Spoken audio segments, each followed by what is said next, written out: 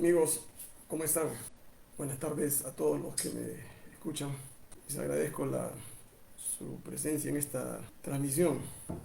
Bueno, esta transmisión era una conferencia que durante varios meses había estado pensando realizarla por una sencilla razón, ¿no?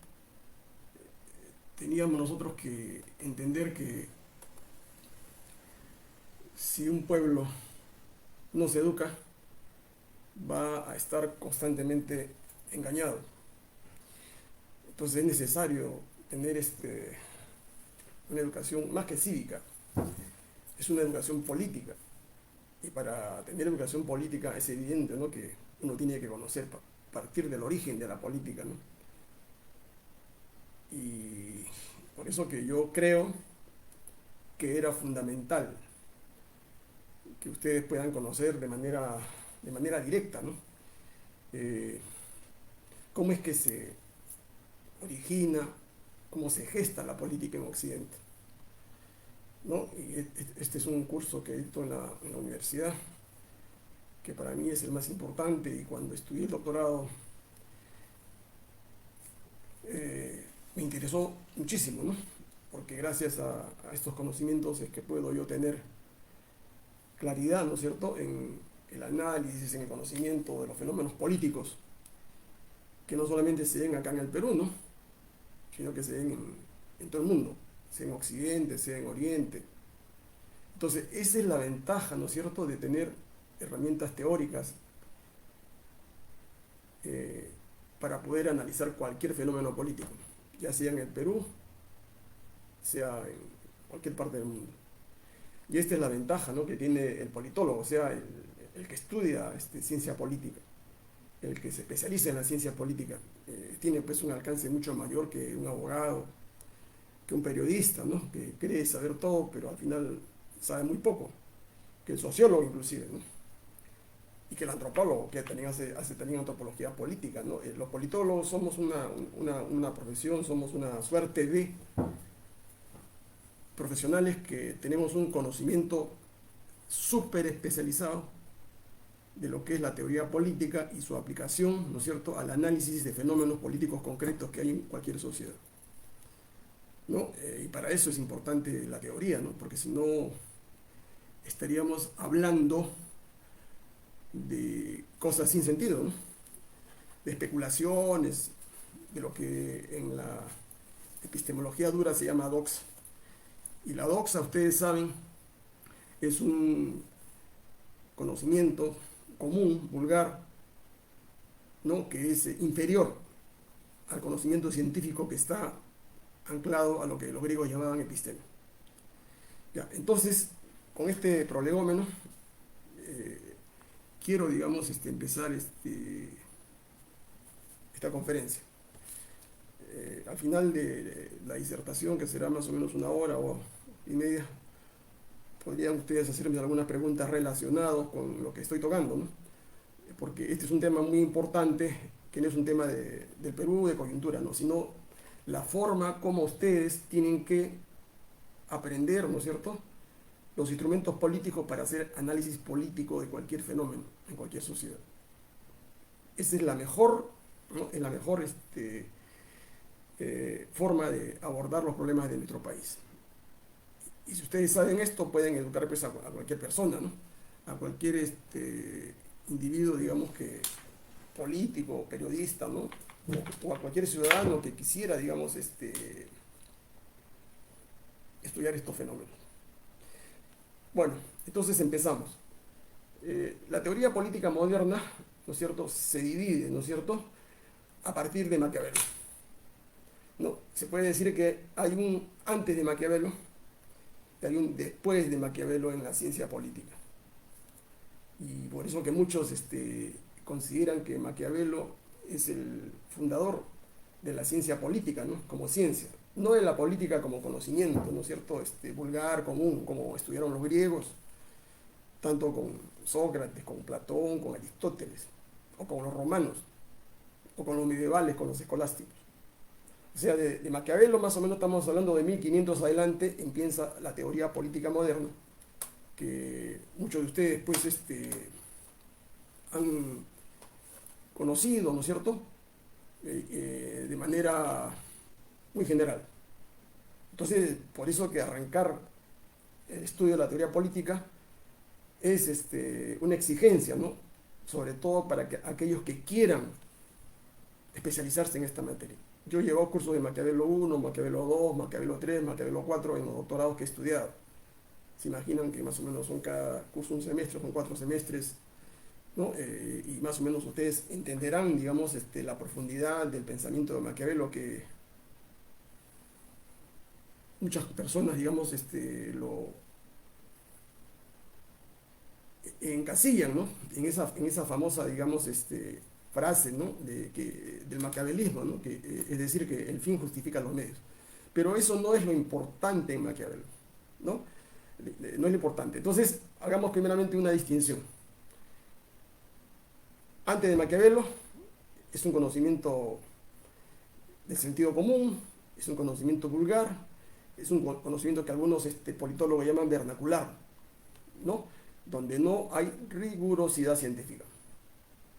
Recién a partir de Maquiavelo es un giro copernicano de 180 grados, ¿no? Porque ustedes ven en la política de Aristóteles, en la República de Platón, en la apología de Sócrates, también se habla de política. Polibio en Roma habla de política, Cicerón habla de política.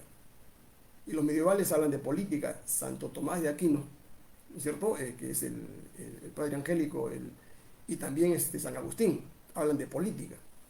Pero es una política en el sentido especulativo, ¿no?, en el sentido retórico, ¿no?, donde no existe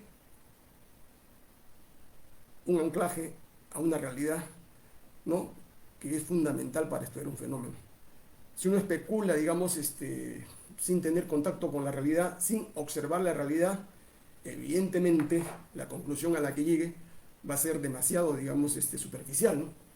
Y por eso que muchos dicen, ¿no es cierto? Muchos dicen, por ejemplo, en el caso de Maquiavelo, ¿no? ¿Cuál es su mérito? Que es más o menos el fundador de la teoría política moderna, es el que articula las bases fundamentales de la política moderna de la cual somos nosotros herederos, ¿no es cierto? Y que luego ya, a partir de él, se desarrolla a partir de 1500 en la línea de tiempo que les voy a mostrar ahora en un cuadro, en una pizarra, con Hoff, que Hoff es una suerte de repetidor, ¿no es cierto?, pero amplía, digamos, la concepción antropológica de Maquiavelo, de que el hombre es malo, el hombre es egoísta por naturaleza, que es continuada luego por John Locke en Inglaterra en 1686, seguida por Rousseau y todos los ilustrados, ¿no?, por Marx y todos los pensadores socialistas, ¿no?, y que termina, ¿no?, la teoría política moderna tiene un corte en 1900 más o menos 29, cuando se produce la crisis del liberalismo clásico, ¿no?, el crack del 29, el derrumbe de lo que se llamaba pues el sistema capitalista industrial del siglo XVIII, XIX y XX. Ahí empieza, digamos, una nueva etapa en la teoría política, que es lo que se llama la teoría política contemporánea, ¿no?, que es la teoría que se está viendo hoy, que se vive hoy, que se aplica hoy. Pero a pesar de que han pasado 500 años, para mí, ¿no?, para mí, la política, el realismo político, ¿no es cierto?, construido por Maquiavelo, es el que sustenta la conducta de los gobernantes hasta la actualidad. Y ustedes pueden ver, digamos, en el caso de Putin, en el caso de Biden, en el caso del presidente francés, el italiano, todos, ¿no es cierto?, siguen las pautas de Maquiavelo de una u otra manera, que se trasunta fundamentalmente, ¿no es cierto?, en una doble moral, en una política de doble faz, en la hipocresía, ¿no es cierto?, en las relaciones internacionales, porque no se dice, ¿no es cierto?, al mundo cuál es la verdad, por ejemplo, de ese conflicto. No, se presenta un conflicto, una guerra, digamos, como si fuera una guerra entre un país grande como Rusia, que tiene apetitos, ¿no es cierto?, de conquista, contra un pequeño país, Ucrania, que es un país débil que está siendo arrasado por los rusos. Cuando en realidad, la guerra es entre los rusos y los Estados Unidos y la Unión Europea, que utilizan como instrumento a Ucrania para enfrentarse a los rusos, ¿no es cierto? Y aquí también hay una suerte de maquiavelismo, ¿no? Porque hay intereses en juego que vamos a ver más adelante, sobre todo por la posición, ¿no? que van a tomar y que están tomando, ¿no? China, digamos, y la India y otras potencias que son decisivas en el futuro, digamos, de este conflicto. Entonces, la política moderna aparece con Maquiavelo como un campo autónomo de estudio, porque antes la política estaba mezclada con la religión, con la moral, ¿no? Acá no. Quizá el mérito de Maquiavelo es haber aislado la política como una disciplina autónoma. Eso no existía antes, porque ustedes ven en el caso de Platón, en la República, hay una mezcla de conocimientos que van desde la religión, esoterismo, política, economía, sociología, lo mismo en el caso de Aristóteles. Pero a Maquiavelo fundamentalmente le interesa lo político como un fin en sí mismo. Y a partir de ahí, a partir de Maquiavelo es que empieza, ¿no? Este conocimiento, esta ciencia como una disciplina autónoma. Y para que sea autónoma, ¿no es cierto?, la virtualidad pues, de Maquiavelo, ¿no es cierto?, está en su método, conforme también lo vamos a ver más adelante. Entonces, ese es el primer acercamiento a Maquiavelo, digamos, que lleva, digamos, a plantear también, ¿no es cierto?, una pregunta fundamental. ¿Cuál es la finalidad de la política? ¿No?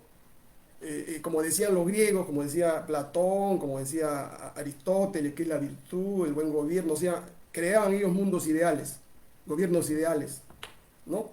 Que en la realidad no existía, porque eso era el mundo del deber ser. A Maquiavelo no le interesa el mundo del deber ser, o sea, el mundo de la especulación, el mundo del más allá, ¿no? El mundo de la mitología, ¿no? La preocupación de Maquiavelo, ¿no? Está centrada fundamentalmente en el análisis del fenómeno concreto. ¿Cuál es el fenómeno concreto? El fenómeno tal y como se nos presenta a nosotros en la realidad. Por eso que el realismo de Maquiavelo pues es fulgurante, fulminante, ¿no? Frente a cualquier tipo de análisis que se quiera hacer, que se basa en la especulación. ¿Ya? Y esa es la ventaja, ¿no es cierto?, que existe en Maquiavelo sobre cualquier, ¿no es cierto?, pensador anterior, sobre todo los escolásticos, porque Maquiavelo recusa a los escolásticos porque ellos están viviendo, digamos, en un mundo sobrenatural, lo que se llama la vida ultramundana, ¿no? Y Maquiavelo señala claramente que eso no es el objeto de la política, ¿no? La política, eso le interesará a la religión, pero la política no es eso, no es el más allá. La política tiene que ver con una cosa concreta. ¿Y qué es lo concreto qué es lo concreto para Maquiavelo?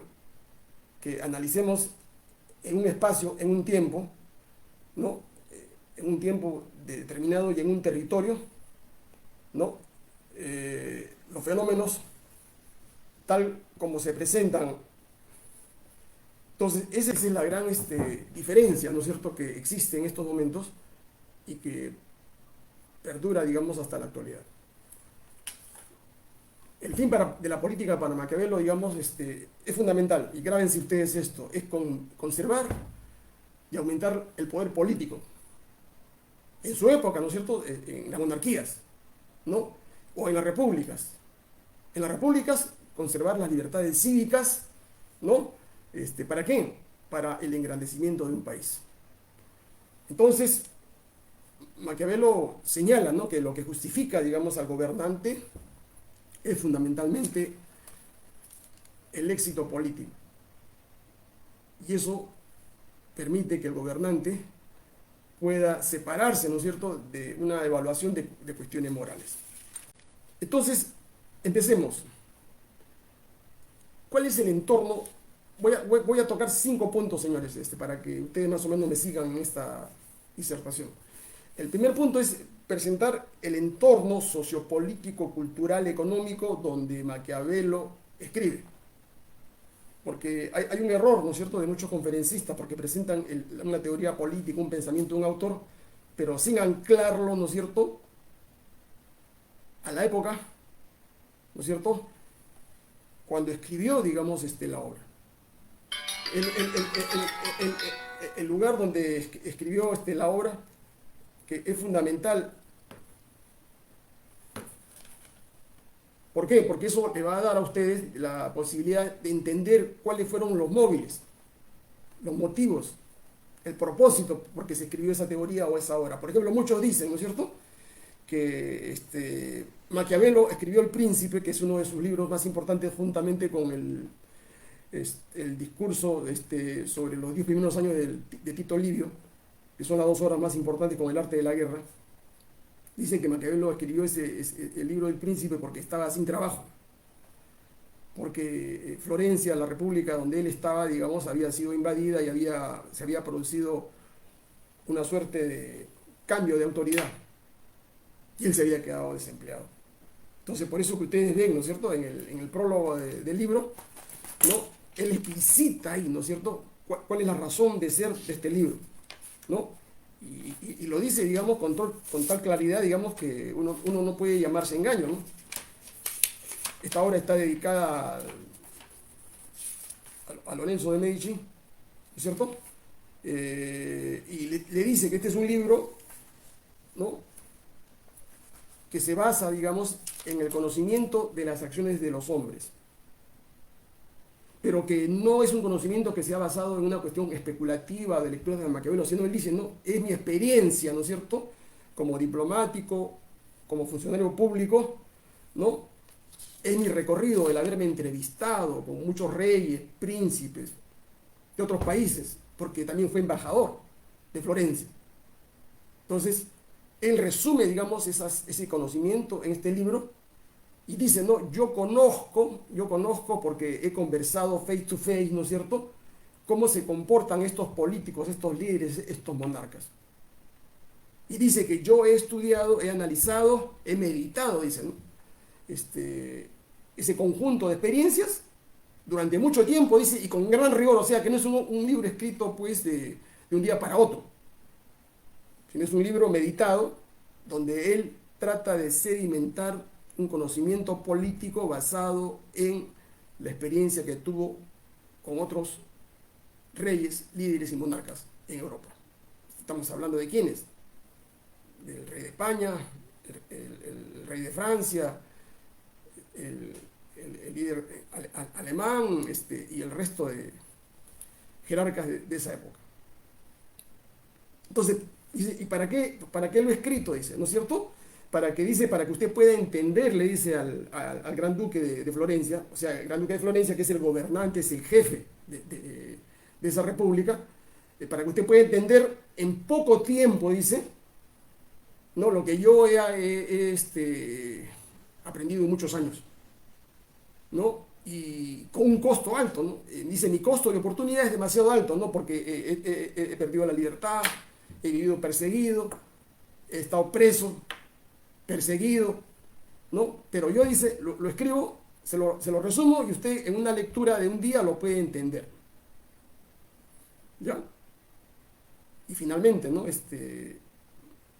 señala, ¿no es cierto?, de que le pide, pues, ¿no?, lo que señalan el cañoncito de Ramón Castilla, ¿no es cierto? Dice, yo no le puedo a usted regalar joyas, oro, lo que usualmente se regalaba a los reyes en esa época y a las grandes jerarquías. Yo lo único que le puedo regalar es este libro, le dice, ¿no?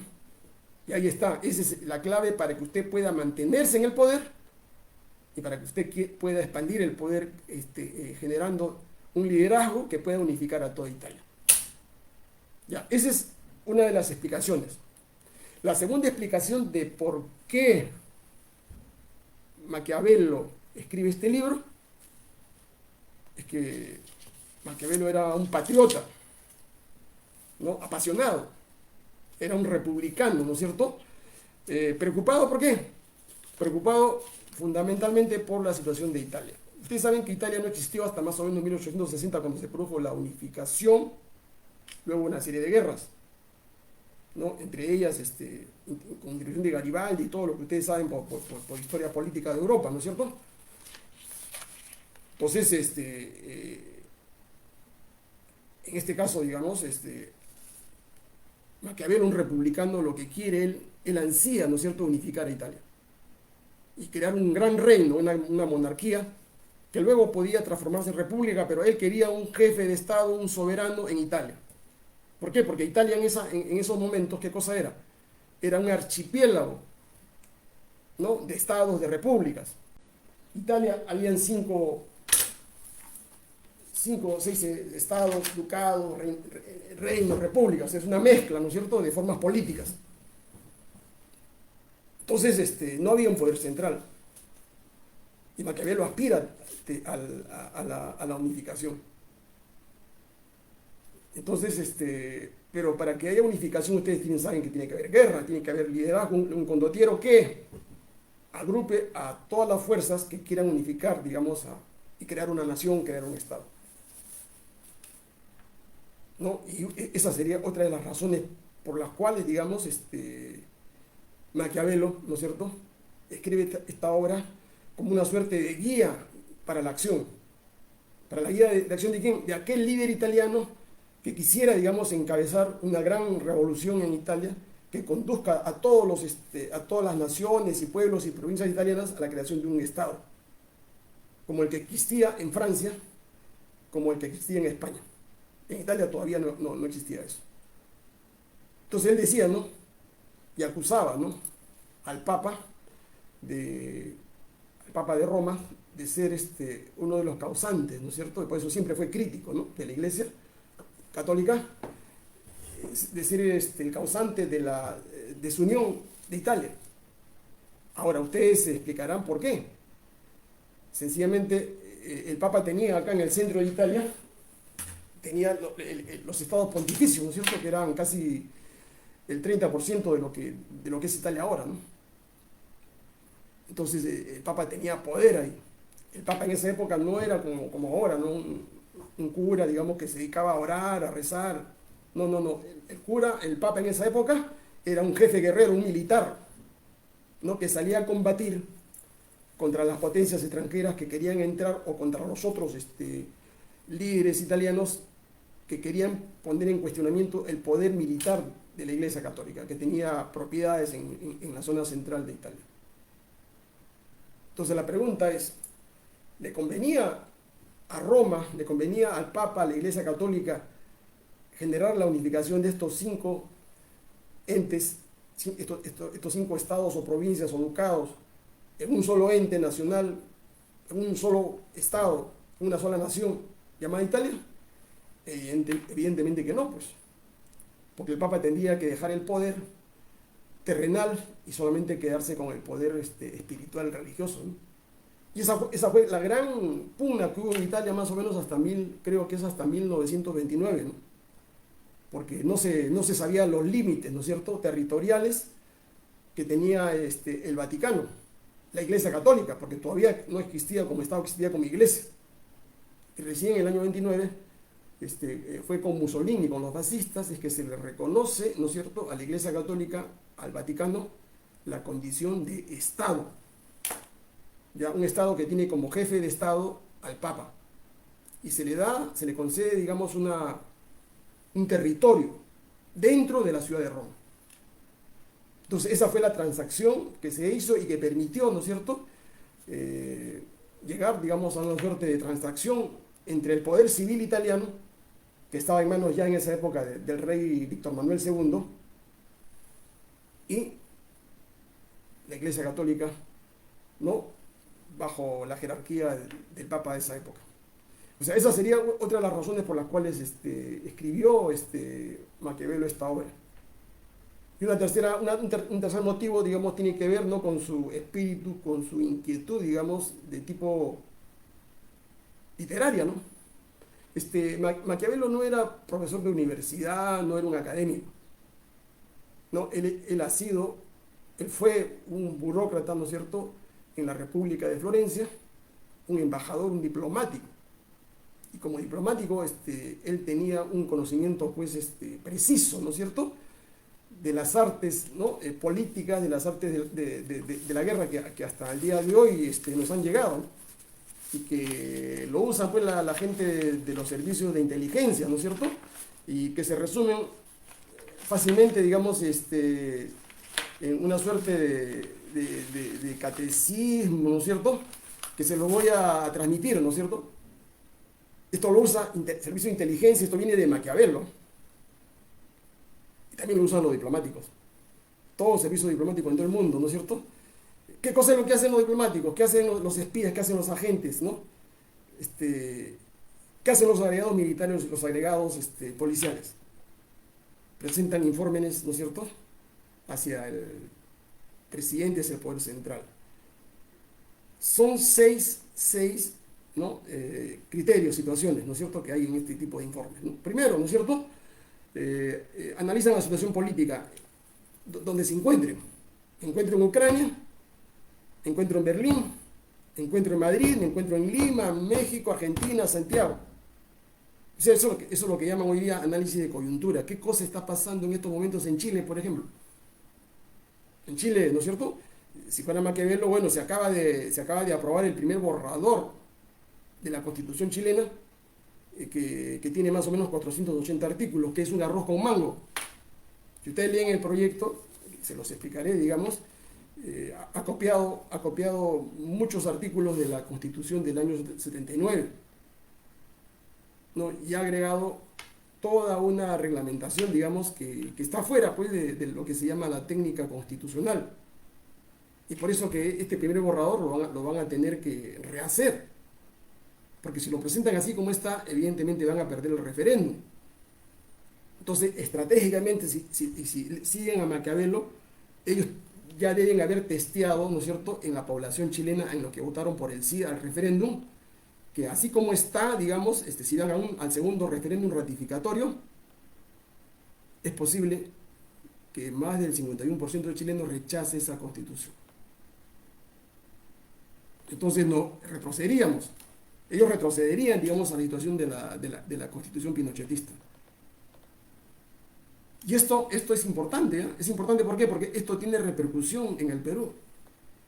Porque acá en el Perú hay una gente despistada, ¿no es cierto?, gente que no tiene el menor conocimiento de lo que es la ciencia política, del derecho constitucional, que cree, ¿no es cierto?, que estamos en un momento constituyente. Es absurdo, eso no existe en estos momentos. ¿Ya? Si hubiesen leído, digamos, a los políticos, ya, hay dos criterios fundamentales en el momento constituyente, ¿no? Que los de arriba no quieran, no quieran ¿qué? Perder sus privilegios, seguir en la situación en la que se encuentran, y que los de abajo no puedan ¿qué? No puedan realizar, digamos, los cambios que se necesitan. Acá en el Perú no hay protestas, no hay huelgas, no hay marchas, ¿no es cierto? No hay momento constituyente, no hay protesta social, no hay movimientos revolucionarios, no hay guerrillas, no existe, digamos, ninguna posibilidad para que la mayoría de los peruanos aspiren, ¿no es cierto?, a pedir una nueva constitución. ¿Por qué? Porque la mayoría de esta gente, ¿no es cierto?, la mayoría de esta gente que habla de nueva constitución, de asamblea constituyente, digamos, son voluntaristas, ¿ya? Más o menos tienen la mentalidad nazi, ¿no? La mentalidad hitleriana, que muchos creen, digamos, que basta la sola voluntad del político, del líder, para cambiar una situación real o concreta. Líder, el año de 1923, ¿no?, imitando, digamos, la marcha sobre Roma que desarrolló Mussolini para capturar el poder en Roma con los fascistas, él en Baviera hizo un remedio, ¿no es cierto? ¿Por qué? Porque la historia se presenta primero como tragedia y luego como comedia. Lo de Hitler fue una comedia, el push de Baviera. Pensando, digamos, que con una suerte de conflicto en una cervecería alemana empezaba la revolución alemana por su sola voluntad. O sea, él iba a imponer un nuevo gobierno porque él creía que era el momento. Es lo que creen, ¿no es cierto? La gente de Cerrón y toda esta gente que lo entiende, ¿no? Que no hay factores objetivos, subjetivos, no hay situación constituyente. ¿Por qué? Porque hay una mala evaluación de la realidad política, no la saben leer. ¿Por qué no la saben leer? Porque son unos dogmáticos, y eso es lo que le digo yo a los politólogos que me están escuchando, a mis alumnos. Uno tiene que saber leer la realidad, y para saber leer la realidad política tiene que tener instrumentos teóricos en la cabeza. Y tiene que hacer lo que hizo Maquiavelo, ¿no? Entrevistarse con los líderes, entrevistarse con la población, ¿no? Medir las correlaciones de fuerza, ver el movimiento de los sindicatos, de las comunidades. No es porque yo estoy sentado, digamos, en mi curul parlamentaria como Bermejo o como Guido, que la revolución o el momento constituyente o que la revolución violenta, como dice Cerrón, por otros medios violentos, se va a hacer. Eso se llama cretinismo parlamentario en la boca de Lenin. Sustituir una realidad concreta por mis sueños, por mis deseos. Entonces, en eso Maquiavelo es preciso y bien claro, situación política, ¿no es cierto? Análisis de la coyuntura. Segundo criterio, ¿no es cierto?, que usaba Maquiavelo, ¿no es cierto? Es un juicio claro, ¿no es cierto?, concreto de los recursos que tiene el país o gobernante, ¿no?, que se está analizando. Por ejemplo, si aplicamos este criterio, esto implica una lectura, ¿no es cierto?, rápida, clara, ¿no es cierto? Es como una suerte de un vuelo rasante que hacen esos aviones espías que toman fotografías, digamos, de un escenario que les interesa. Pero los rusos perdieron soldados, perdieron tanques, perdieron buques, ¿no es cierto? Porque ellos no evaluaron los recursos que tenía Ucrania y que fueron proporcionados por los norteamericanos, los franceses y los ingleses, sobre todo los norteamericanos y los ingleses. Ellos habían subestimado los recursos del ejército de Ucrania. Pero en realidad no es el ejército de Ucrania el que combatía, el que combate en estos momentos. No es la Fuerza Armada ucraniana, sino son las Fuerzas Armadas norteamericanas e inglesas, las que desde fuera, desde Polonia, desde Rumanía y todo el entorno cercano, digamos, los que van piloteando, ¿no es cierto?, las acciones militares en esa zona. Y recién cuando los rusos se dan cuenta, ¿no es cierto?, de que están los satélites americanos, ingleses, franceses, trabajando para destruir al ejército ruso, él ordena la retirada, ¿no?, del cerco que habían plantado sobre Kiev, porque era imposible en esas circunstancias tomar la capital. Porque el plan ruso inicial, estoy aplicando Maquiavelo, señores, para que vean que no es solamente el fin justifica los medios. Porque el plan inicial de los rusos, ¿no es cierto?, era tomar la capital y luego caía el resto de ciudades. Bueno, se equivocaron, pues llegaron con los tanques y cuando iban a entrar aquí, digamos, ya estaban chequeados pues, por satélite. ¿Y qué cosa hicieron? Comenzaron solamente a disparar los misiles antitanques y destruyeron la primera oleada, digamos, del ejército ruso. Los rusos se han dado cuenta tarde del asunto, ¿no? Y cuando han volado el buque insignia ruso, la situación es peor, ¿no? ¿Ya? Entonces, eso se llama un juicio, un análisis claro de los recursos que tiene el gobernante en estos momentos. Porque ese criterio se puede aplicar a las bambas, al problema que hay en las bambas. ¿Ustedes creen que los comuneros tienen capacidad de resistencia? Digamos, ¿quién tiene más capacidad de resistencia? Evidentemente la empresa multinacional, ¿no? Tercer elemento. Fíjate, estoy hablando lo que hacía Maquiavelo en su época, ¿no? ¿Cuál es la posición del adversario? ¿No? Es decir, uno tiene que pasar una serie de radiografía, un mapeo se llama eso, mapeo del escenario donde se da el conflicto político. ¿Tú cómo mapeas? De diferente manera, pues. Puedes meter espías, ¿no es cierto? Puedes meter satélites, puedes meter la guerra virtual, puedes usar los medios, puedes usar el fake news, ¿no? ¿Para qué? Para ver cuál es la real situación del adversario, posición del adversario. Por ejemplo, no solamente en el plano político, sino en el plano económico.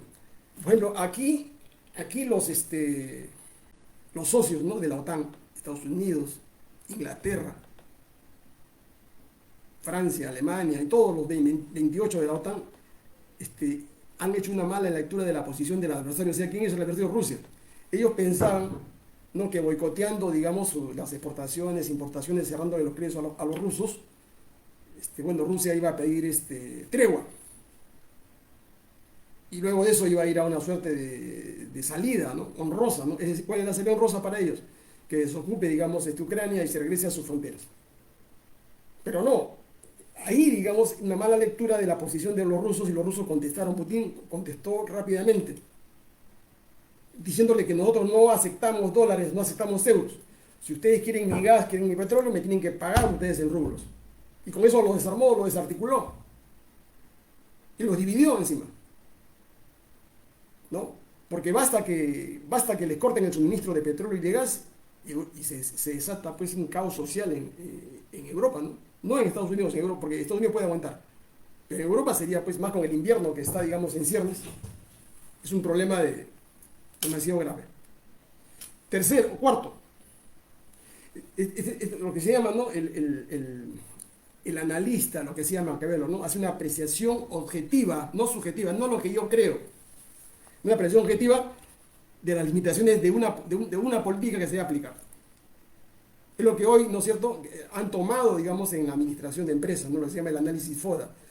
Fortaleza, ¿no es cierto?, oportunidades, debilidades, amenazas. Limitación, amenaza.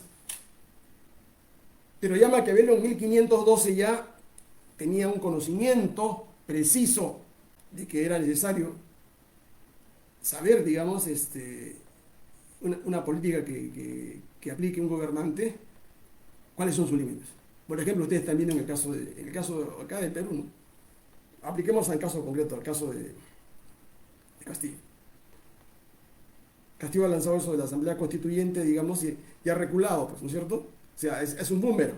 Planteó el proyecto de Asamblea Constituyente a través de un referéndum que el Congreso tenía que aprobar, pero hizo una mala lectura, pues. Tenía muchas limitaciones esa política. ¿Cuáles eran las limitaciones? Que ya el Congreso, digamos, había bloqueado cualquier posibilidad de reforma constitucional. Y el proyecto, en 5 días, en el Congreso, lo destrozaron, lo destruyeron. O sea, por eso yo les dije desde julio pasado que no iba a pasar ningún proyecto de reforma constitucional, que no iba a haber nueva constitución, que no iba a haber nueva asamblea constituyente, que eso era una mentira, una farsa, una estafa a la población. Quinto elemento. Esto que los politólogos tienen que desarrollar, que muchos no tienen, ¿no es cierto? Hay que aplicar, ¿no es cierto?, el sentido común, ¿no?, para prever, ¿no es cierto?, para prever ¿qué cosa? La lógica de los acontecimientos.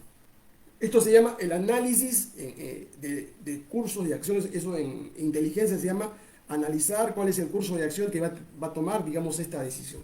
De ahí deriva la prognosis, de ahí yo puedo saber cuál es la consecuencia de esta acción que estoy tomando en este caso.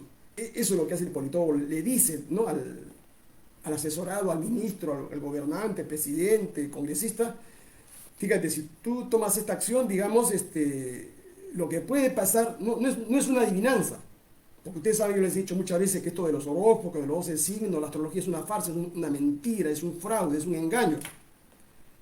Y se los puedo demostrar estadísticamente. Es imposible que la suerte, el destino de 7.500 millones de habitantes que hay en el mundo puedan ser regidos por 12 signos, que son interpretados de una manera interesada por aquellos que se hacen pasar como astrólogos, quirománticos, cartománticos y lo que ustedes quieran. Esos farsantes, digamos, aprovechan, ¿no es cierto?, de una psicología subliminal para inducir, digamos, al que tiene problemas, hacerle creer, ¿no?, que si te compras esta joya, digamos, puedes tener un enamorado, te echas este perfume, vas a tener el amor de tu vida, que si compras esto vas a sanar en tu salud. Bueno, eso es una gran mentira, ¿ya? Matemáticamente. Entonces, este quinto punto es fundamental. si ustedes logran, porque esto es una pericia, es un arte, ¿y cómo lo obtienen? Tienen ustedes que acumular, ¿no es cierto?, información. Si ustedes acumulan información, van a poder hacer prognosis. Pero si no ven lo que está pasando en el país, por ejemplo, en estos momentos, ¿qué está pasando en el país? ¿Qué está haciendo el presidente? ¿Qué están haciendo los ministros, el primer ministro, los congresistas? ¿Cuál es el próximo golpe que se viene? Porque ya se agotó este tema, ¿no es cierto?, de los $20.000. Ya se agotó el tema del Tribunal Constitucional. Ya se agotó lo de la Asamblea Constituyente. ¿Qué cosa viene ahora? Si ustedes son buenos analistas políticos, digamos, buenos politólogos, van a saber, ¿no es cierto?, cuál es el curso de acción, por lo menos en una frontera de 6, 7 meses. Y para eso tienen que tener información económica, estadística. Porque yo les estoy diciendo a ustedes, les he dicho hace varias semanas, que el próximo año tengan ustedes mucho cuidado, ahorren su dinero. La situación del país no es bollante, ¿no? Y van a empezar los problemas, porque ya la gente, digamos, se ha quedado sin gasolina. Ya, y finalmente, el sexto elemento, ¿no es cierto?, que uno tiene que evaluar, no solamente basta hacer la prognosis, ¿no? Es fundamental saber cuáles son los resultados de las políticas que un gobernante aplica. Entonces, eso que les he mencionado es fundamental cuando se hace el análisis político, y eso está, digamos, expresado desde que Maquiavelo pues escribió El Príncipe, ¿no? Eso está detallado, diluido en una serie de frases, ¿no es cierto?, que están ahí, en el libro que les he mencionado. Ya. Ahora bien, entonces estamos viendo el problema de dónde escribió Maquiavelo, por qué escribió, el motivo, el móvil. Estamos en el segundo punto, que era, digamos, ¿cuál es la línea de tiempo?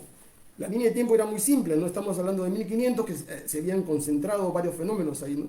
Descubrimiento de América en 1492, el inicio de la Reforma Protestante con Lutero, ¿no? El asunto de la guerra, el fin de la guerra de los 100 años, ¿no es cierto?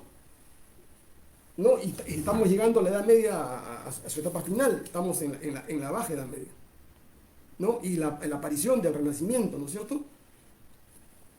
¿Por qué es importante el Renacimiento? ¿Por qué? Porque es una nueva visión del hombre, del mundo, de Dios, de la naturaleza.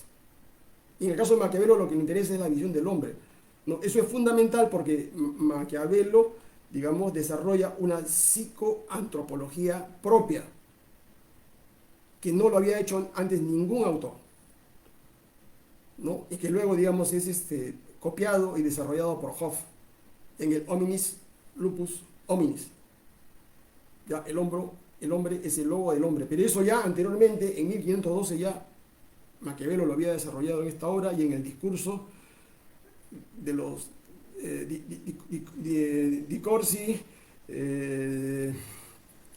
sopra prima de Tito Livio, o sea, el discurso de los 10 primeros años de Tito Livio, que era un historiador romano, que había escrito pues toda la historia de Roma, ¿no? Y Maquiavelo, por un interés de tipo político, digamos, había hecho un libro sobre todo ese conjunto de conocimientos, ¿no? Afirmando, digamos, su apoyo a la república, hacia la forma política de república. Y en El Príncipe él desarrolla, ¿no es cierto?, la forma de poder de la monarquía.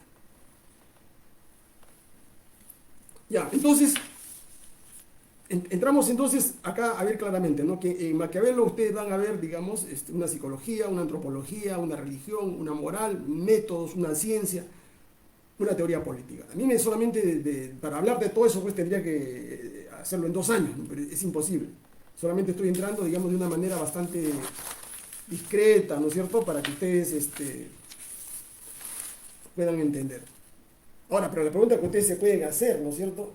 Oiga, profesor, pero doctor, pero ¿cómo un libro escrito hace 500 años puede tener aplicación, vigencia hoy día? Y la explicación es muy simple, ¿no es cierto? Es que la antropología política de Maquiavelo está vigente por una sencilla razón, por la naturaleza del hombre, o sea, y la mujer de nosotros. nosotros han pasado 500 años, pero no hemos cambiado mucho. ¿Ya? Al contrario, algunos politólogos dicen que las cosas han empeorado. En la época de Maquiavelo las sociedades, los gobiernos eran corruptos, claro que sí eran corruptos. Ustedes acuérdense de la corrupción que había en el Vaticano con el Papa Borgia, ¿no es cierto? La venta de las indulgencias, la fornicación así abierta que había en Roma. Los curas tenían hijos, el Papa tenía hijos, a quienes hacía cardenales. ¿No? Y esa situación, digamos, ¿ha empeorado ahora? Claro que ha empeorado. Ya existía en esas épocas. Entonces ahí tiene razón Maquiavelo, ¿no? La naturaleza de nosotros, los hombres, los seres humanos, hombres y mujeres, ha cambiado poco. ¿Ya? Al contrario, ¿no? Los vicios han empeorado, se han agravado y las virtudes han disminuido. O sea, hoy somos más viciosos, más tramposos, más fornicadores, ¿no es cierto? Menos virtuosos que en la época de Maquiavelo. En Maquiavelo, digamos, la gente era un poco más virtuosa.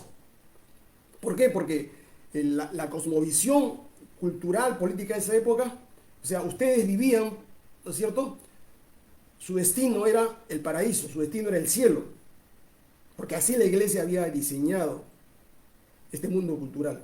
O sea, nuestro tránsito por la tierra era actuar, digamos, de una manera piadosa, teníamos que ser humildes, ¿no es cierto? Caricativos, no pecadores, para llegar al cielo. Y todo el mundo vivía pues en ese terror, en ese miedo colectivo de irse al infierno, ¿no? Y eso ustedes lo han visto acá en el Perú, ¿no es cierto? Cuando las mujeres, las madres de familia en la Semana Santa se vestían de negro, ¿no es cierto? El día viernes lloraban porque Cristo había sido crucificado. Y toda esa parafernalia, toda esa costumbre que se introdujo en la zona andina, para mí, ¿no? y para muchos politólogos, es una de las causas del atraso de esa población. Porque los tienen ahí, hasta ahora, los tienen capturados en la mente para hacer toda una política, digamos, de disipación, ¿no es cierto?, en sus costumbres, que les impide acumular, ahorrar, porque miren, en una de esas fiestas patronales, en 5 días, se revientan pues los ahorros de todo el año, ¿ya? Con el fin de adorar a un santo, al patrón del pueblo, digamos. La gente no tiene, digamos, reparos en gastar sus ahorros e inclusive hasta endeudarse, ¿ya? Entonces, esa es la herencia que nos ha dejado, digamos, España, ¿no? Que ha pervertido la mente de mucha gente, ¿no es cierto? Y les impide ver el futuro.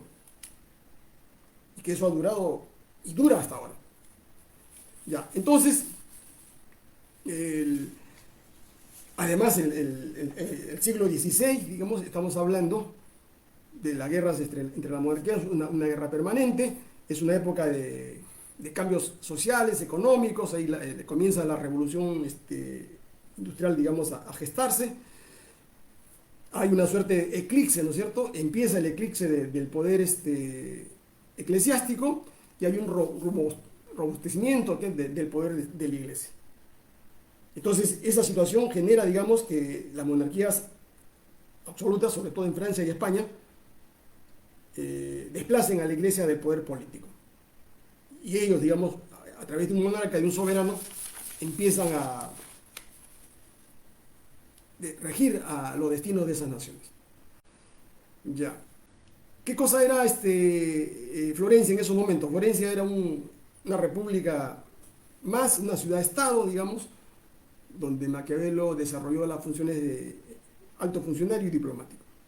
Y él tenía que viajar, pues, ¿no es cierto?, por casi toda Europa, comisionado como una suerte de embajador plenipotenciario o inicialmente como secretario, ¿no? ¿Con qué finalidad? La finalidad de llegar a acuerdos para preservar la integridad, la independencia de Florencia. Ahora bien, entremos al libro para terminar esta parte entonces. Entonces, El Príncipe de Maquiavelo, 1512, es una suerte, ¿no es cierto?, de análisis del poder, de cómo llegar al poder, cómo mantenerse en el poder, ¿no? Cómo debe actuar el gobernante, ¿no es cierto?, ante los súbditos, cómo debe actuar ante sus enemigos, cómo debe comportarse políticamente, si él debe o no cumplir las promesas, si debe mentir o no al pueblo, ¿no? Porque lo que interesa acá en este caso es fundamentalmente en este libro, es de presentar, uno, cuáles son los mecanismos, los procedimientos que existen en todo gobierno, digamos, de tipo monárquico absoluto. Segundo, los medios, cómo se puede fortalecer, ¿no es cierto?, el poder del Estado. Y tercero, ¿no es cierto?, evitar los errores que puede cometer el gobernante, para evitar, ¿no es cierto?, y esto es lo que le debe interesar a Castillo, evitar que el gobierno caiga o entre en decadencia. ¿Ya? Entonces, si se preguntan ustedes si el fin político que escribe Maquiavelo acá en el libro es conservar y aumentar el poder político, ese fin tiene que tener un patrón de evaluación, ¿no?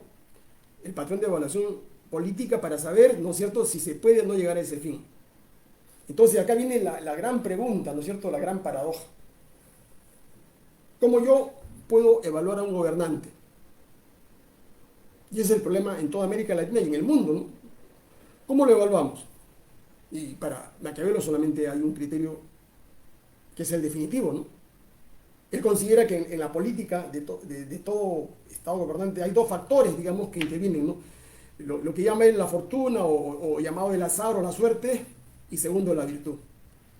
No, para él más peso tiene la fortuna o el azar, que tienen incidencia en las decisiones que tome el gobernante, cualquier gobernante, ya sea monárquico o sea republicano.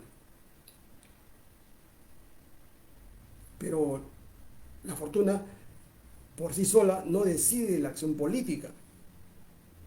Porque si así fuera, pues estaríamos presos, ¿no es cierto?, de lo que se llama destino, ¿no?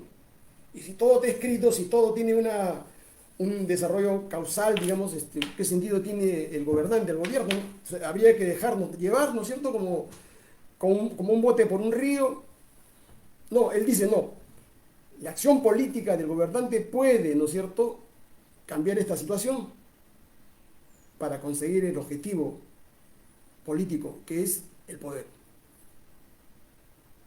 Ahora, pero ¿cómo yo evalúo, digamos, esas acciones políticas? ¿No? Para Maquiavelo, y esto es definitivo, ¿no es cierto?, esto es lo importante, esto es lo esencial, lo esencial, la clave. Lo que interesa a ese Maquiavelo es el éxito, los resultados positivos en la consecución del propósito que el gobernante ha obtenido. ¿Ya? Si el gobernante ha tenido éxito, ¿ya?, el pueblo, los gobernados, pueden perdonarle y se puede justificar acciones crueles, desleales, hasta injustas. ¿No? El gobernante puede mantenerse indiferente frente a estos posibles cuestionamientos que se quieran tomar. Lo que interesa es que la acción política llegue a un resultado exitoso. Entonces, Maquiavelo dice, ¿no? No, la inmoralidad tiene una ventaja, ¿no? Porque si se utiliza hábilmente, digamos, puede llevarnos a conseguir el resultado que nosotros queremos. Lo que interesa a nosotros son los fines políticos. Pero más que un gobernante inmoral, ese gobernante sería un gobernante amoral. ¿Ya? Y aquí, ¿no es cierto?, la consecuencia sería esta, ¿no? ¿No? La clave, digamos, en la política, la clave en el gobernante, en el gobierno, para Maquiavelo, ¿no es cierto?, es abstraer, separar la política de toda otra consideración que no sea propiamente política. O sea, la política entendida como un fin en sí mismo. Y si hubiera algunos elementos de tipo económico, social, se pueden tomar, pero no de manera principal, sino de una manera accesoria para conseguir el fin político que el gobernante se ha trazado. Ya. Entonces, ustedes pueden darse cuenta que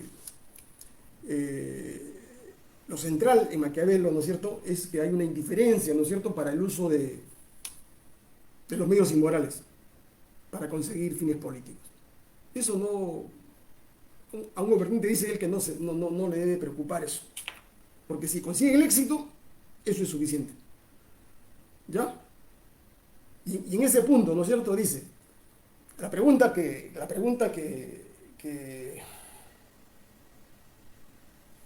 se deriva de eso, ¿no? ¿Y cómo el gobernante puede conseguir el éxito? Entonces ahí viene la gran dualidad, ¿no es cierto?, de Maquiavelo, ¿no? Dice, ¿no? El gobernante no puede comportarse como cualquier hombre. Dice, el gobernante tiene que actuar como una bestia, ¿no es cierto?, y como hombre. Como una bestia, digamos, va a utilizar la fuerza. Y como hombre va a utilizar el derecho. El gobernante que actúa como bestia tiene que ser a la vez zorro y león. Zorro porque tiene que actuar con astucia para poder tomar las decisiones. Y león porque tiene que tener la fuerza necesaria para imponer una acción política, una decisión que ha tomado. Entonces, eso es fundamental, digamos, en la conducta del gobernante. Ahora, finalmente, ¿no es cierto?, veamos la psicoantropología, ¿no es cierto?, la psicoantropología, digamos, de Maquiavelo. Fíjense, el punto de partida de Maquiavelo, y para mí, ¿no?, es el hilo conductor de todo su, no teoría, porque él no teoriza, de todo su discurso, de todo su relato, digamos. Punto uno, ¿no? Él parte, ¿no es cierto?, de un criterio, él parte de una idea, que no se la mueve, nadie se la mueve a Maquiavelo. La idea fundamental es que el hombre, la naturaleza del hombre es egoísta, del hombre o la mujer es egoísta. ¿Ya? Y casi todos son malos. O sea, es el punto de partida. Casi todos los seres humanos, hombres y mujeres, somos egoístas y somos malos. Está en nuestra naturaleza, ¿no? Y ese egoísmo, ¿no es cierto?, esa maldad, ¿no es cierto?, está articulada, ¿no es cierto?, a un ser de debilidad, ¿no es cierto?, e insignificancia que tenemos nosotros como individuos, como hombres. Y además, porque nosotros los seres humanos, estoy hablando por Maquiavelo, somos agresivos y somos ambiciosos. El ser ambicioso implica ¿qué cosa? Desear de manera ilimitada, ¿no es cierto?, bienes, posesiones. Nosotros queremos eso, que queremos tener, dice Maquiavelo, mucha riqueza. Pero el problema es que ese deseo nuestro se contradice, choca con una realidad. La realidad es que esas riquezas, esas posesiones están limitadas, son limitadas. Entonces acá viene el problema de la escasez. Y como hay escasez, yo deseo lo tuyo, tú deseas lo del otro, no hay suficientes bienes para cubrir, digamos, esos deseos, entonces viene el conflicto. Viene el conflicto y la competencia.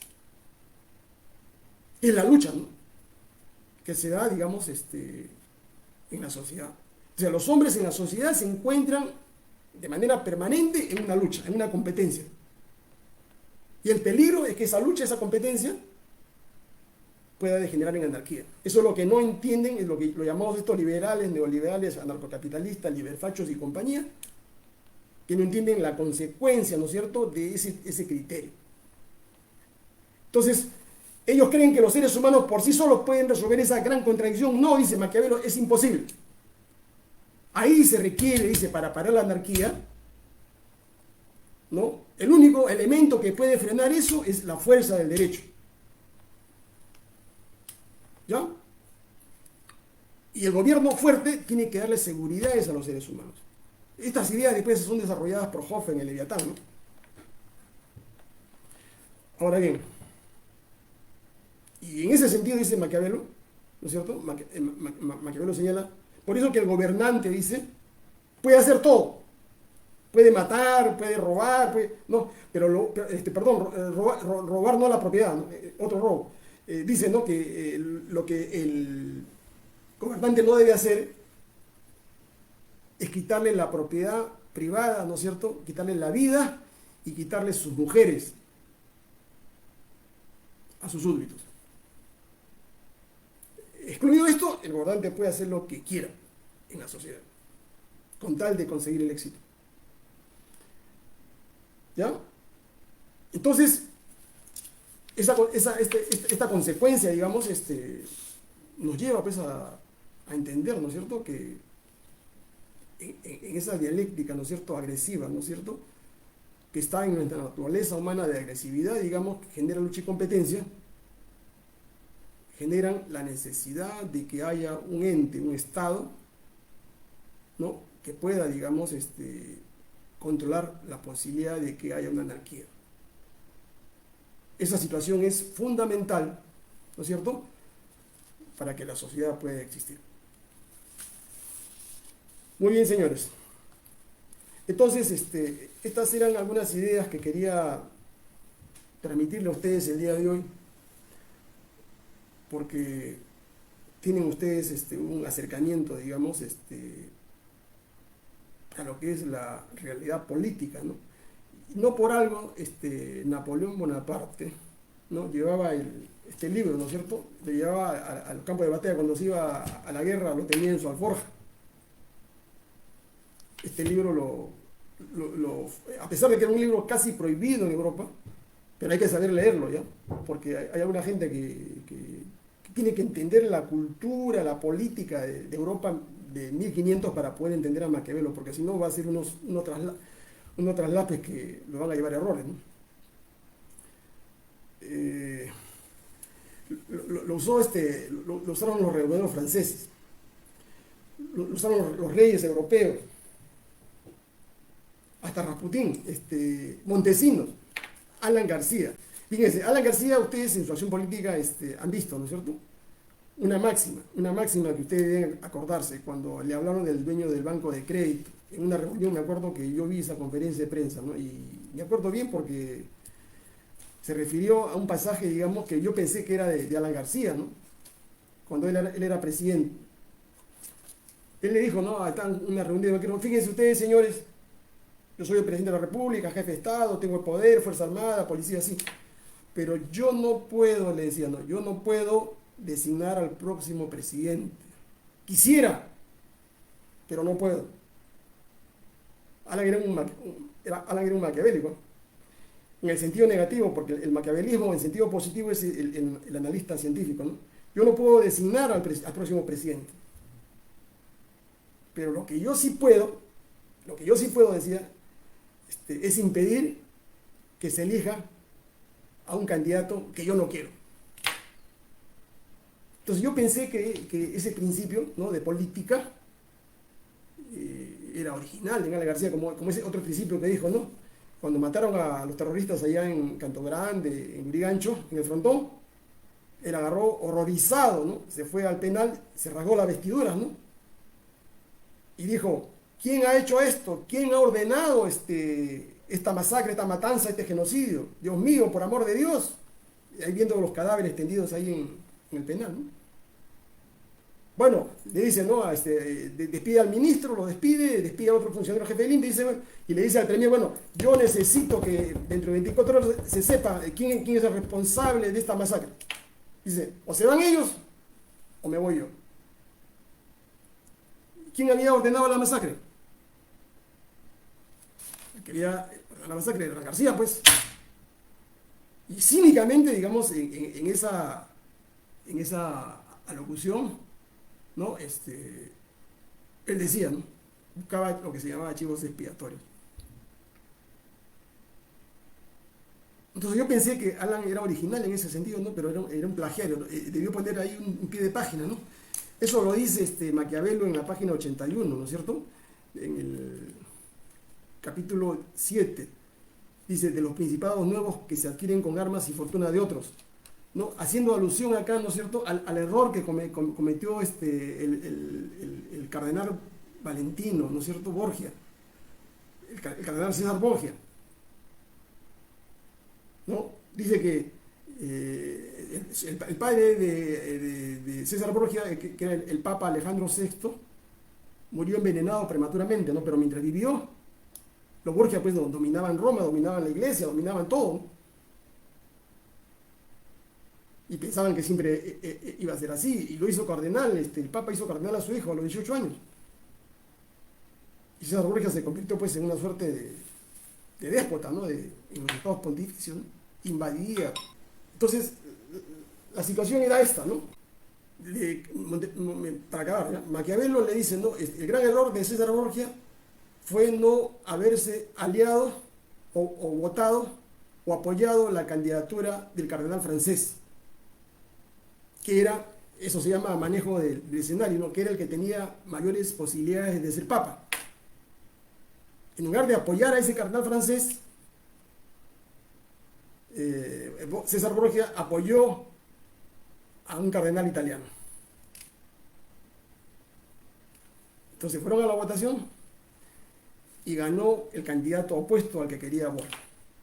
Y esa fue la desgracia, pues, ¿no?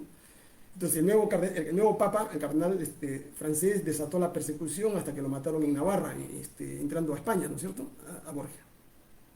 Y acá cita, ¿no? Dice en esa página, ¿no? El gran error, dice, solo le puedo criticar a Borgia en lo que respecta a la elección del nuevo pontífice. Porque si bien, dice, no podía hacer nombrar a un papa adicto, o sea, un papa que sea incondicional a Borgia, dice, podía impedir que lo fuese este o aquel de los cardenales, ¿no? O sea, él podía poner obstáculos a la elección de un cardenal que le era hostil, ¿no? Y nunca debió, dice, ¿no? Nunca debió consentir que fuera elevado al pontificado alguno de los cardenales a quienes él había ofendido. ¿Ya? Dice, ¿por qué dice? Pues los hombres ofenden por miedo o por odio. O sea, el candidato, el cardenal francés que salió elegido como papa, odiaba a Borgia. ¿Ya? Y evidentemente se equivocó Borgia, porque Borgia lo que debió hacer ahí es apoyar al cardenal francés. Siguiendo Maquiavelo, digamos, hacer una suerte de alianza con mi enemigo. Al enemigo, regla de oro, mía, no de Maquiavelo. Al enemigo, puente de plata. A tu amigo no, puente de madera. ¿Ya? Eso es fundamental. Y Borgia no hizo eso, ¿no? Y el desenlace fue su muerte. ¿Ya? Prematura, porque era muy joven. Entonces, Alan García toma este principio y lo aplica. Y así como eso, ¿no? Casi todas las acciones políticas de Alan están decididas por este libro. Y también la de Montesinos. Pero leyeron mal, pues. Y leyeron mal. Y Montesinos acá no entendió, ¿no?, que él no podía dejar secretos de Estado a personas que no podía controlar. Y en un descuido, la Pinchi Pinchi sacó los videos y lo difundió, y todo el régimen corrupto de Fujimori cayó. Igual que en el caso de Alan. Acá dice, ¿no es cierto?, respecto a los cursos de acción. Alan, presidente del 85-90, es un desastre. Y ahí fue donde aplica a Maquiavelo, ¿no? Él debió apoyar en esa época, en el año 90, al candidato aprista, Luis Alva Castro, porque era lo lógico, lo natural. Pero él veía como mayor peligro, digamos, a Mario Vargas Llosa. Entonces, a él le interesaba, digamos, que Mario Vargas Llosa no sea elegido presidente. Porque si era elegido presidente en esa época Vargas Llosa había jurado meterlo a la cárcel.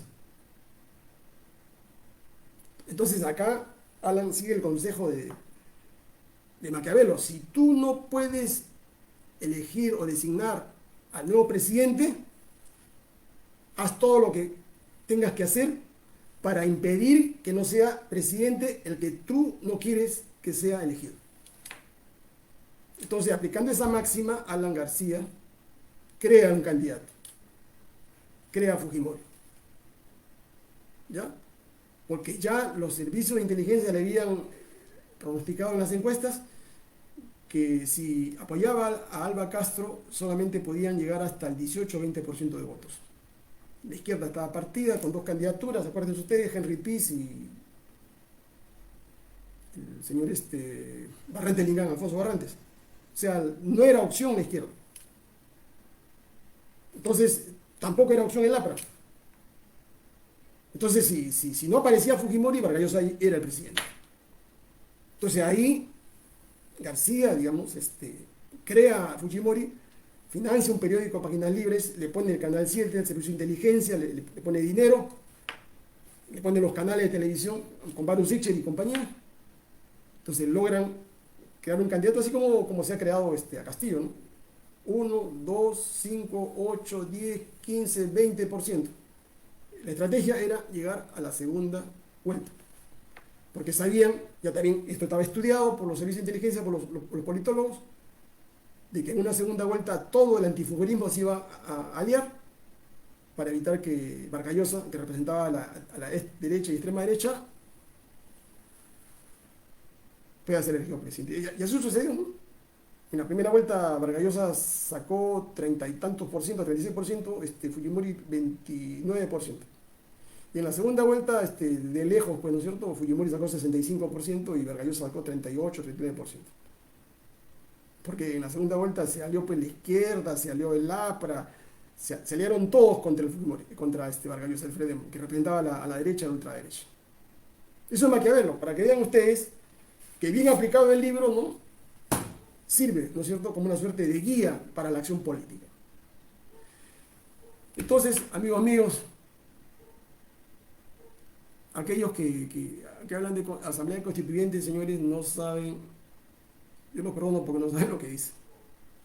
Están fuera de la realidad. Y el tiempo me va a la razón. Yo les he dicho que no habrá asamblea constituyente, no habrá referéndum. ¿Ya? Yo soy partidario de la asamblea constituyente, pero no están las condiciones. Yo no puedo ser voluntarista, ¿no? Crear una situación que no existe. ¿Ya? Lean a Lenin en el quehacer y un paso adelante, dos pasos adelante y un paso atrás, ¿no? Para que vean cómo se analiza, digamos, la situación política concreta en una realidad. Nosotros no somos Chile, nosotros no somos Bolivia, nosotros no somos Venezuela, no somos Cuba. Somos otra realidad, que los politólogos son los que tienen que leer de manera correcta, tienen que escanear bien la realidad para dar una salida al país. Porque en estos momentos el país está a la deriva, ¿no? O sea, no hay gobernantes, señores. ¿Entiendan? El país se maneja por inercia, la burocracia de todos los ministerios. En piloto, como digo, pueden poner a un ministro a un analfabeto y el ministerio sigue funcionando. Pueden poner a un primer ministro, pero es un gobierno de sobrevivencia. Es un gobierno que no crea empleo, es un gobierno que está a la deriva. Solamente es un gobierno que se está protegiendo, envuelto en escándalos menudos domésticos, que Maquiavelo dice que no hay que caer en eso. ¿Por qué? Porque el gobernante, el presidente, tiene que buscar la grandeza de su patria, de su nación. Solamente en ese caso se justifica ese gobernante. Tengo un gobernante que está, digamos, envuelto en escándalos menudos, digamos, en sainetes, ¿no es cierto? Evidentemente no tiene sentido, ¿no es cierto?, que siga gobernando. Entonces, muchas gracias, muchas gracias, muchas gracias.